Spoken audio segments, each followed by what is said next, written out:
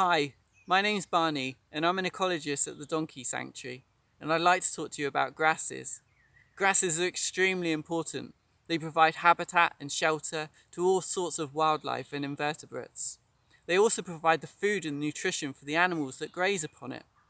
So what I'd like to do in this video is just introduce you to some of the key species of grasses that you're likely to find around Buckfastleigh and how to identify them, and also have a quick look at some of the grassland communities as well and talk about how they're managed and why they're important.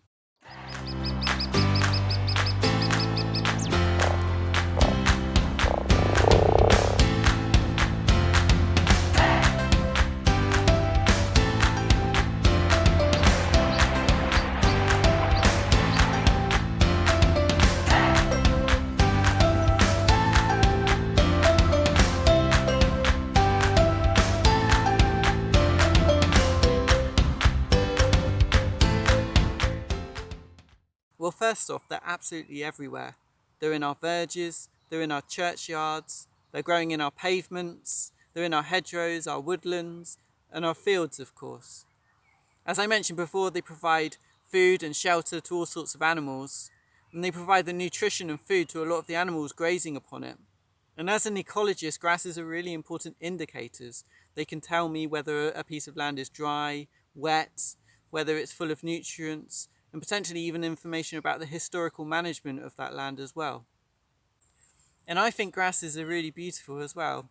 These are just 5 or 6 species that I found growing in St Luke's churchyard in Buckfastleigh. These are actually the flowers here. And unlike wildflowers which use colour and scent to attract insects for pollination, grasses are actually wind pollinated. So their mechanism for reproducing is to actually produce huge amounts of very light pollen which can be carried by the wind. Okay, so we're going to start here on the corner of Silver Street. We're about 20 seconds away from my house. You really don't have to go very far to find grasses. Now this is a really nutrient rich bank. We're underneath a tree here and the grass hasn't been cut at all. You can see a thatch of grass underneath.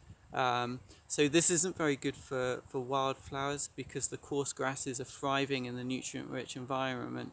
But it is a really good environment for voles and other small mammals. So different grasslands have different benefits. Okay, so there are at least 2 species here that are acting as indicator species. So they're telling me that this is nutrient-rich ground. The first one is called Cocksfoot, named because the flower resembles the foot of a chicken. It's a very distinctive grass. It's very bulky, very big, and it also has this kind of grey, bluey colour to it. Other means of identifying it without the flower are, if you look at the base of the grass, it's actually very flattened, which is really unusual amongst grasses. It also has a really big jagged ligule. Now the ligule is a really important feature for identifying grasses with. It's a membrane that sits between the leaf and the stalk, so look out for a very big jagged ligule. The second of those species is called false oat grass, and it's named because the flower does resemble oats. You can see these long awns that project from the flowers of the grass. We have a number of different oat grasses in the country, but false oat grass is the largest species. It can also be identified by looking at the roots, which are often a reddy orange colour, and there are swollen nodes along the stem of the grass that you can look for as well. The grass initially grows horizontally and then diagonally and then straight up, so if you look at the base of the plant, it almost has an L shape to it. Next I've moved to a small patch on the corner of Holme Road, and this really is a classic amenity verge. There aren't really many species growing here. There's some meadow and bulbous buttercup, but it's mainly full of dense, coarse grasses. There are a couple new species here that I'd like to introduce you to. The first is called rough meadow grass, and this has an inflorescence or a flower that's made up of many very small spikelets, so this gives the flower a very feathery, fine look. It can be confused with another genus of grasses called the agrostis or bents, but you identify the meadow grasses by looking at the end of the leaves, and you can see they form this boat keel shape rather than a spear shape. This species here is rough meadow grass rather than smooth meadow grass, because the stem has a rough feel to it, and also it has a really large ligule, like Cocksfoot that we looked at earlier. This verge is also full of Perennial Ryegrass. Now, this species has been bred to be resilient and is used extensively in our lawns and the fields around us. So when you see a bright green field in the countryside, it's probably full of Perennial Ryegrass. To me, it almost looks like it's made of plastic. It's this bright green colour and it's very shiny to look at as well. But to confirm the ID, you can look at the roots, which are often stained red. Perennial ryegrass also has a structure known as an auricle. This is where the base of the leaf of the grass wraps around and hugs the stem of the grass. Fortunately, most of the fields across Devon and the UK are full of dense coarse grass, or perennial ryegrass. Perennial ryegrass in particular offers very little wildlife value and tends to be sugar rich, so it's not providing a good mix of nutrients for our grazing animals. Increasing the diversity of these grasslands would both help wildlife and be better for our animals, and it would also offer those grasslands more resilience in the face of a changing climate. I'm now in St Luke's churchyard. This area here is now being managed for wildflowers, and the way they're doing that is they're resting the ground during the summer to let the wildflowers grow, but then they're cutting and raking the ground in the spring and the autumn. And what that does is over time it reduces the amount of mulch and nutrients that are in the ground, so it gives more space and room for wildflowers. Now already I can see there are some species of grasses here growing that I haven't seen in some of the other sites we've looked at. And also the density of the grasses has been reduced, so there's just more space within the sward for different flowers to grow. There are a couple species of grasses I'd like to just quickly introduce you to. The first one is called red fescue.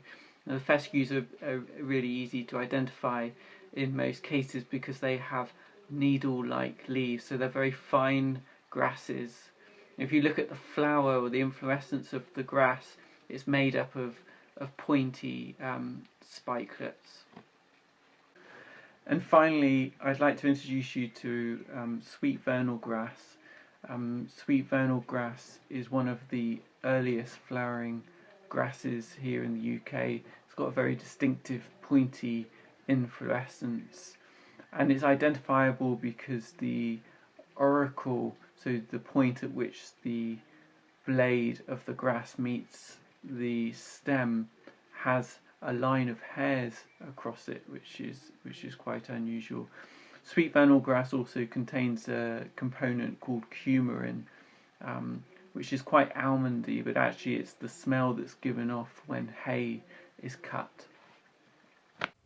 So I've come back down now to the verge, the main verge in Butt Fastley, in the centre of Butt Fastley on Holme Road. And this habitat provides another example where we have a lot less grass and a lot finer grasses. So there's a lot more of the fescues with the thin needles, and a lot less of those coarse grasses that we looked at originally, such as soft brome and cocksfoot. And what that means is there's more room here for the wildflowers to grow.